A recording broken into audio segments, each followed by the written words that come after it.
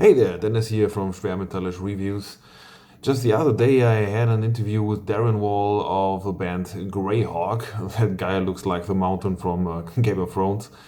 He's a funny guy. We had a lot of fun talking, and we of course talked about Corona, the pandemic, touring, music, heavy metal, and yeah, how his band's sounds a bit like Wittigoth, which is great because I love Wittigoth. So yeah. So go ahead, watch that video, subscribe, have fun, and yeah, forgive me for my bad English sometimes, but yeah, interviewing sometimes makes me a bit nervous. I hope that this stops some day in the future. Have a nice day. Schwermetallisch talking to Darin of the band Greyhawk. Fantastic, epic power metal with balls and great covers. So, yeah, we just started to talk about merchandise, and I can just give you the advice: try Kings Road merch. I think they distribute internationally. So if you say you're from Canada and you want a Greyhawk shirt, you can order it from the American page, or if you're in Germany, you can just say, oh, I'm ordering it from Kings Road Merch Germany. I don't know how it works because obviously I'm not I'm not a person who distributes stuff, but that is cool. That'd be great, man, because we still ship a lot of stuff to Europe, and we gotta say, like, thanks to everybody who's willing to pay those crazy shipping costs. Actually crazy. So yeah, it'd be great if we could set something up where people could pay less money to get our merch over there. Then I'm definitely gonna do it. There's one page, Shadow Kingdom Records. Oh, yeah. Okay. Yeah, I know them. If you work with them, I know they got a special deal with DHL, so you pay, I think, maximum €5 shipping. That's okay. Crazy. Cool. I'll look into that. Thank you. It's important to us that people over there can get our shirts and CDs and everything else. So yeah, that's one of my main problems with being addicted to merchandise is that most stuff I want to buy is from the US, and if you order a shirt for $20, you have to pay 20 to 25 on top of that. So you have a shirt for 45 to 50 euros, and that's just insane. It is insane. That's what you pay the concert sometimes. So that is insane. Yeah, you just after Corona, you guys just have to come over here so we can buy all your merch. Oh, that's the plan. That's the plan, dude. We are like, Europe is our #1 destination. We especially Germany. It's been actually, Germany kind of inspired a lot of the writing and the drive behind Keepers of the Flame. I went there in 2019 with my friends to see Manowar, and we went to we went to I'd never been to Germany before, and we went to see them on the Final Battle tour in Frankfurt. And after that, just we went around to a couple other shows.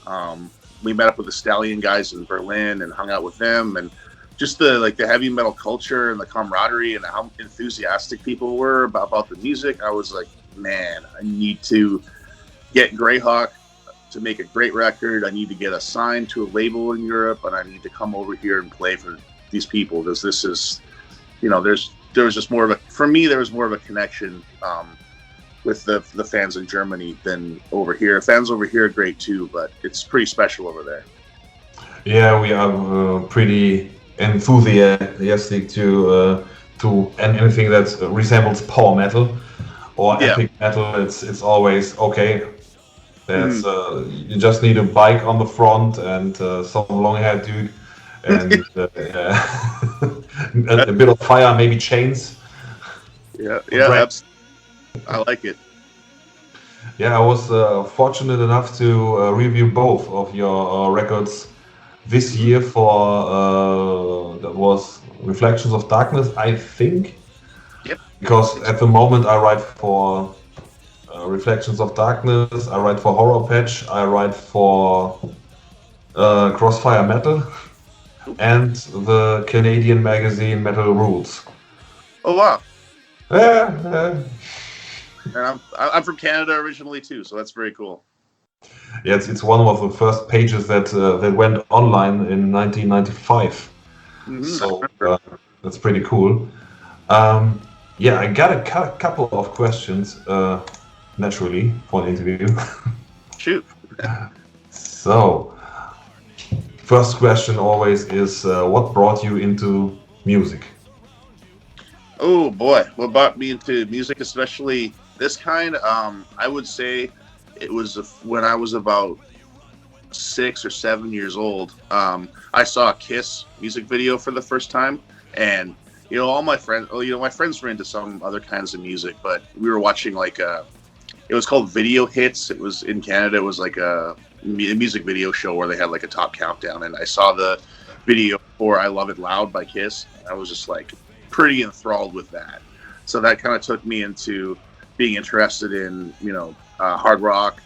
So I got into Kiss and Van Halen and AC/DC and things like that. And then when I was 15, I heard Black Sabbath, and then it was just game over from there. I mean, as soon as I heard Black Sabbath, I was enthralled with that. And then I saw Black Sabbath play in 1999, the original lineup. And when I saw Geezer Butler play and he did his solo into NIB, I was like, I'm going to do that.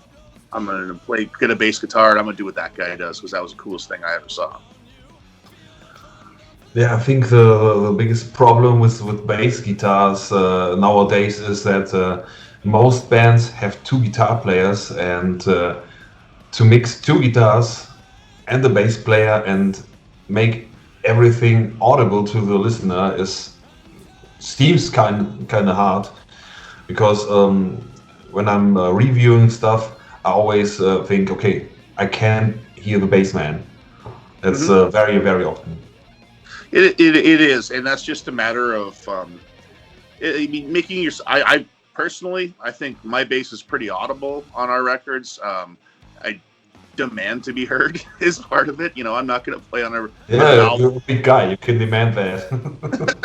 Well, yeah, but it's also like, I'm not going to play on a record if no one can hear me. What's the point? And that's just a matter of.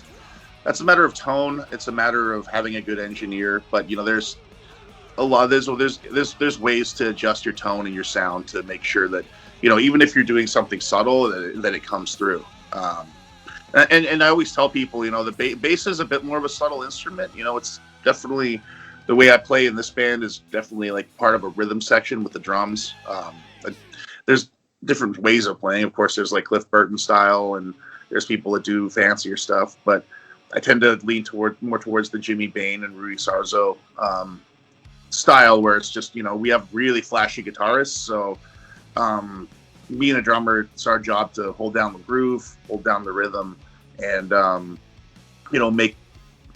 put some meat and potatoes for the for the nice steak that's on the plate. Provide a base for that. And sometimes if you hear a band and they sound really good and you can't pinpoint why, a lot of times that's the bass, because he's just really good. He's holding it down, and that subtly is like creeping into your brain and making you really rock out to the music. If you hear a band and something seems off and you can't pinpoint why, that's probably the bass player screwing up. So it is a bit of a more subtle instrument, which you're right, it is tough to mix with two guitars, but it can be done. So, okay, how would you describe your music, the music of Greyhawk, to a stranger? To a stranger, wow. It'd be if they're a metalhead, I'd just say, man, this is the classic stuff. This is we're really into Dio and Malmsteen and Manowar and Racer X, and we like to basically, I always say we mix equal parts power metal, traditional metal, and shred, and put them all together in a pot, and a little dash of hair metal sometimes, and then then you get Greyhawk sound. To non-metal heads, I'd probably just be like, it sounds like Iron Maiden. That's kind of like their baseline. It's like that metal you listen to that the guy isn't screaming. That's what I would say to people that aren't into metal. I just realized that you kind of resemble the sound of Visigoth a bit. Oh yeah, they're as far as the modern metal bands, they're one of the ones that we like the most. Like, we absolutely think Visigoth is a fantastic band, and they are and their singer is one of the only ones that kind of uses the same timbre as our singer does. So there's definitely like a resemblance, and we've met and hung out with those guys at festivals here, and they're really, really good dudes, and like the band that we highly respect. Yeah, just look to my battle vest, and I've got this really beautiful Visigoth patch. Mhm. It's it's glittering a bit, but it's really cool. Yeah, nice. Yeah, hey, those glitter patches are rad, dude. I like them. Maybe we got to do something like that. But yeah, Visigoth, they're top tier as far as like the newer traditional American metal bands, I think. Yeah, I was not fully aware of the quality of your music as I approached the reviews. It was like, okay, I just want to do a review, and those guys seem cool, so like, and I really enjoyed your music. I have to say, the full length was even better than the first one. But yeah, it was. I think it's even in my top 20 of this year. I have to check it. One more. Thank you. That means a lot. I mean, it is a labor of love. I love Ride Out. That EP was a lot of fun, and but that one we recorded in 4 days. Like, when we did Ride Out, basically decided that when we became a band, we were like, man, we need something to sell people at shows, or when they come see us. If we come see us, I seriously think our live show is our strongest aspect.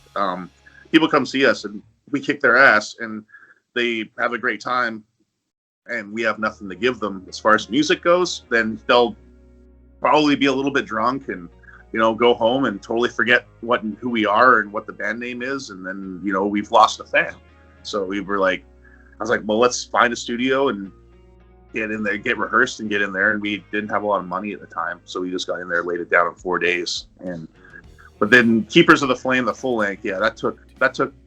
I mean, by independent metal band standards, it went pretty quick. It was over a few months, but we definitely took our time and went in saved up our money and went in a really nice studio for that one. So I'm glad it shows. Yeah, I always, if I read the name Greyhawk, I always think of those sword and sorcery movies from Italy. You've nailed it. I mean, honestly, like when we were watching, if you look at the album cover, I mean, that's it's exactly that. I mean, we were really inspired imagery wise and stuff by old movies like Crawl and a lot of those sci-fi fantasy mashups from the 80s and 70s, and I love those movies. So you're spot on with that assessment. Do you know? I don't know the name of this movie in English, but it's called The Barbarians in Germany. It's like Conan, but with a twin brother. Oh no, I haven't seen that. I would love it if you could text me that name after the interview. I'd love it because I love to. I'm sure that's right up my alley. You will definitely love it. It's both of those guys. I think they are from Spain or Italy. It's an 80s movie. It's very gory, and it has practical effects and lots of blood, and it's really goofy, but it has great action sequences and great soundtrack, and it will make you laugh. I know that. If you love stuff like Conan, you will definitely love that movie. I will send you the name. I'm all in on that. That sounds awesome. It is. It's quite funny. Yeah, the question I'm always asking everyone is, how did Corona influence you as a musician this year? Well, I mean, it changed everything.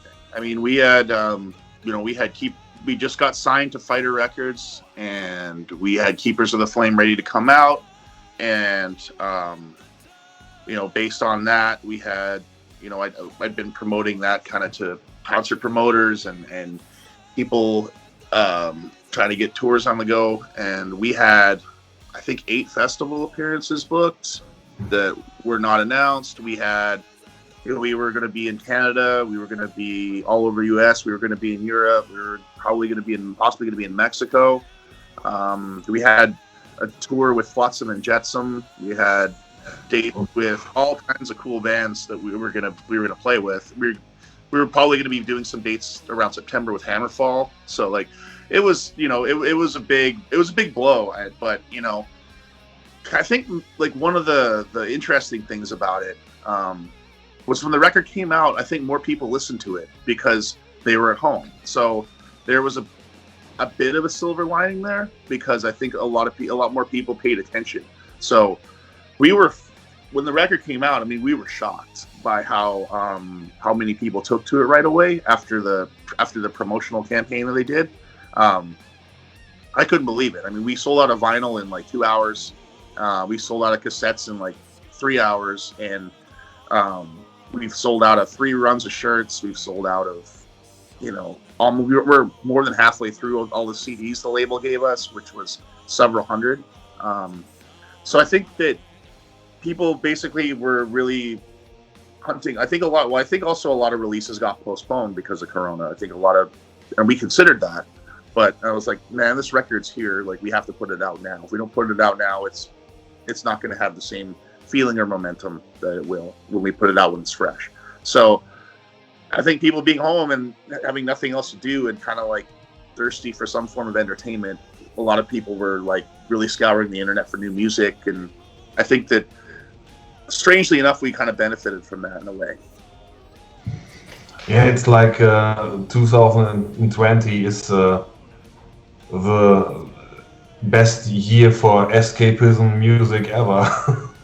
Well, exactly. I think that the tone of the album, like, that we tend to write really positive stuff and really, like, I'm a positive guy. I'm always trying to encourage people and better myself and build myself up and improve my physical strength, my mental strength, or learn a new skill. And our singer Rev, who writes the lyrics, he's kind of the same way. He's a very positive guy. So a lot of the songs are very hopeful, and in things like In Times of Darkness, like find the inner strength within you and whatnot. So I think it was kind of I think it was good for a lot of people to hear that. And we're writing another record now, and it's not going to be a coronavirus record. Like, we're sticking to our guns and writing our stuff. I don't think when, hopefully in the springtime, we're kind of coming out of this, and that's when we're planning on having our next record available. I don't think anyone's going to want to hear an album about how shitty the last year was. So I think we got to kind of stick to that idea of playing positive, fun music. But there are possibilities to take the theme of a plague and transfer it into a fantastical environment, like the Dark Ages. I don't know, barbarians and stuff like that.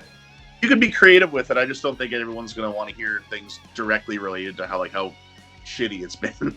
Everyone's going to kind of want to be moving past that at that point. But yeah, I mean, there's definitely ways to turn it into a song about an epic battle, or a long drawn out battle with a great victory in the end. I mean, you're right. There's lots of imagery you can use there. What I think is great about Greyhawk and bands like Withygoth is that bands like Manowar fail to make me feel what they once managed to make me feel.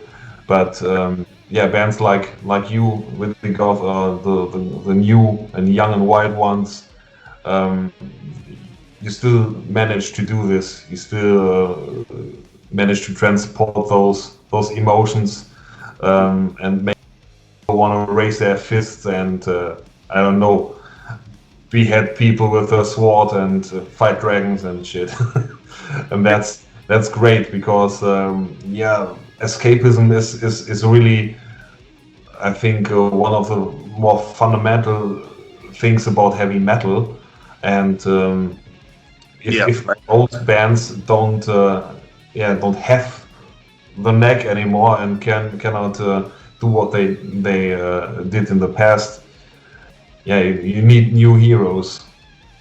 I totally agree. You know, and I'm on board with you 100%. I love all my classic bands. I love them all. You know, and it's great. And our music is obviously rooted. Art and Visigoth and Unleash the Archers and all these awesome bands who are doing this stuff. All of our music is obviously rooted in the 80s. You know, it's rooted in the traditional style. But you know, you can't drive up the freeway or up the highway looking in your rearview mirror the whole time. If music is survive and you're gonna like enjoy, you have to look forward. And you know, I think it is time for new blood. It's time for new bands to shine, and it's time for some of the old dinosaurs to just hang it up and call it a day. You know, like they're just, yeah, you're right. Some of the old bands, their music, frankly, to be honest, is a little embarrassing now, and it's time for, you know, people to, you know, some new bands to kind of step into the spotlight, so to speak. And there's it's not just us, man. There's a ton of bands that are doing this really well, and it's funny. Like some people, it surprises them when they, oh my god, there's like these new bands that are all doing this. I can't believe it. It's like, well, there's always been that way. You know, it's the new wave of traditional heavy metal is a term, but I mean, there's been bands like Primal Fear and Hammerfall and, you know, all these great power metal bands doing this all through the 90s and the 2000s and the 2010s. So I hope people start paying more attention to that, because and they are, you know, when you see how big festivals like Keep It True are starting to get, you know, like I remember when I was really younger, like that was a festival that wasn't always on everyone's radar.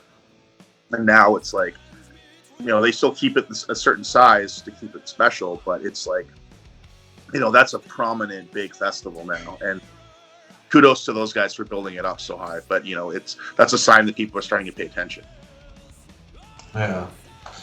As you mentioned, the whole shows and gigs you booked originally for 2020, that felt like a kick in the nuts to me, because it's really great that your record did so well, and I really fucking love Flotsam and Jetsam, and to see Greyhawk with Flotsam and Jetsam would really make heads explode. I think that would have been great, and Hammerfall too. That was that would bring you to a whole nother level, I think. You're right, and you know, those gigs are very important. I'd say that the most important show that we've played here, like locally, just to build our following, was we opened for Gloryhammer, and you know, I didn't know. I got to be honest, like when we played this show, we kind of took it. It was a Tuesday night, and we were the first band. We kind of took it as a favor to the club owner. I didn't know who Gloryhammer was. I'll be totally honest with you, like that, because that style of power metal, like that level of power metal, like the Rhapsody-ish level, really doesn't speak to me. I like more of the Hammerfall or the Primal Fear or the you know, bands like that. That's more or Halloween and Gamma Ray. That's more my level of power metal. But we didn't expect anything from the show. When we got there at 7:00, and there was people lined up around the corner and down the street to get in right away, and the place filled up right away, and it was probably, crowd-wise, I think it was the best crowd we ever played to. They were like attentive. They didn't care about, you know, getting in line up to get a drink. They were there for music, and we were just blown away. And so yeah, I think playing with bands like that, it would definitely is definitely something we have to keep doing. And yeah, Flotsam and Jetsam and Hammerfall, it would have been really cool. But you know, it'll still happen. And that's kind of it is a kick in the nuts, and it is like definitely stalled some momentum. But you know, we're just I'm just like determined as hell, and we're just gonna come out of this just fine. And all those festival dates, as far as I know from those promoters, still stand. So they're saying when we open up again, we're gonna have you here. So hopefully they keep their word. I'm confident they will, and we'll come out of this all guns blazing when it's over. Yeah, that will be great. I'm pretty sure. Um, what is your favorite song of Greyhawk to play? I really enjoy. There's two that I would say Black Peak is my favorite. Because it really it's more of an epic, dynamic, linear song, and I really like songs like that. And it just goes on. You go on a ride. It's like I get to kind of cruise along with Nate playing like this really cool old school Dio triplet rhythm kind of thing, and then it kind of builds towards the end, and the end is just always this huge release of energy, and the crowd really reacts to it. That's my absolute favorite. Other than that, I really Drop the Hammer is fun because it's just super fast and it makes people go crazy. And Don't Wait for the Wizard is the other one. That one's just really, really catchy, and everyone loves to hear that. Locally, Ride Out is the favorite song. That's kind of been the anthem since day one when we've been playing around Washington, so people love to hear that. So that's always fun too.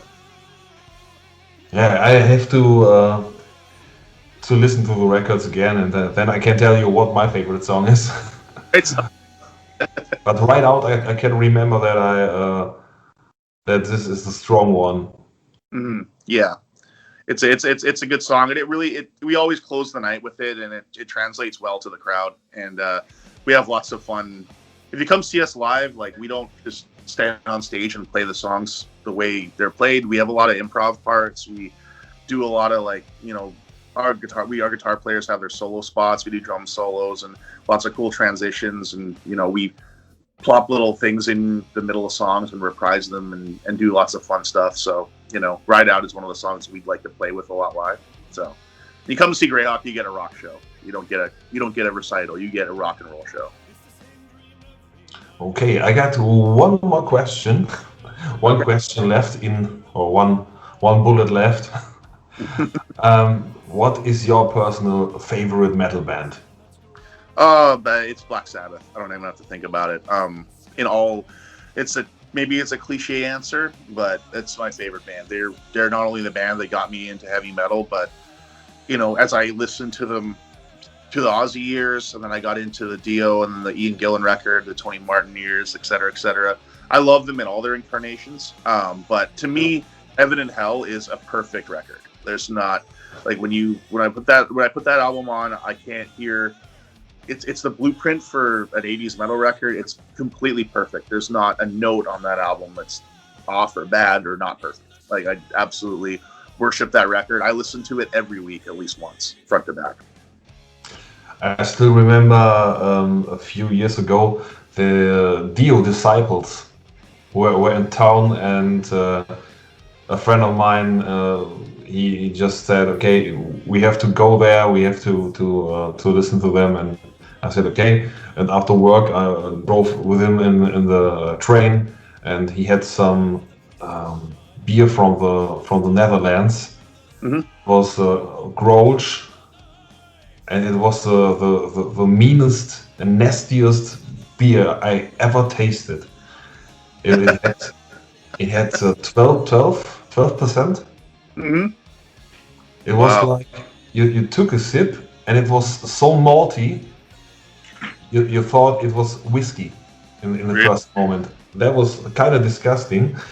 And after one beer, I swear to God, I was drunk. So we went to the Matrix. It's a venue in Bochum, and saw the Dio Disciples, and Ripper Owens was the vocalist, and Toby Jepson. They shared vocal duty, and Ripper Owens really managed to sound like Dio, and it was amazing. Wow, that's really cool, man. We've played a show with Ripper in his other project, the Three Tremors. And he really can pull it off. I was lucky enough to see Dio with Black Sabbath in the mid 2000s when they did the Heaven and Hell thing, and it was a life-changing experience. That guy was incredible live. He did not miss a note ever. It was just an incredible singer and an incredible man, and I miss him. Yeah, I saw him live with my brother and my father. They played before Deep Purple. Wow. You guys get the. I never saw him solo. He never really came here. I was living in Canada at the time, and he never came there with his solo project or anything like that. But with the Dio band, I should say. But yeah, you guys get the best shows over in Europe, man. Like the shows you guys get over there, and justifiably so. I mean, people come out in droves, so it's pretty cool. Yeah, I really miss that a lot. Yeah, but it will be back, I'm pretty sure. I'm 100% sure it will. We'll get back to heavy music can survive the pandemic. I have faith in that. Yeah, me too. So that was everything I had on my mind and wanted to ask you. Thank you for taking the time to answer my stupid questions. And I wish you good evening. I don't just always forget what time it is where you are. I always have to calculate it, and I hate this. No, it's all good. It's 9:45 here. I've been up for a while, so it worked out well. Hey, 9:45. Yeah, we have. It's around 6:45. Yeah, it's always interesting traveling over there and just how the time is different when I call back home. It's very weird, but yeah, I guess it shows you the Earth isn't flat. Of course. Yeah. You told us so. That's the proof. Yep, exactly. Okay, Darin. Have a nice day. In your case, and I will have dinner now. Awesome. I'll have breakfast. Yeah, do that. It was nice talking to you. Yeah, awesome, man. Thanks. I appreciate you. Yeah, it's good to actually talk to you in person, and I appreciate you setting the interview up, man. It's really cool. Yeah, you were very welcome. All right. I'll talk to you later, brother. Bye.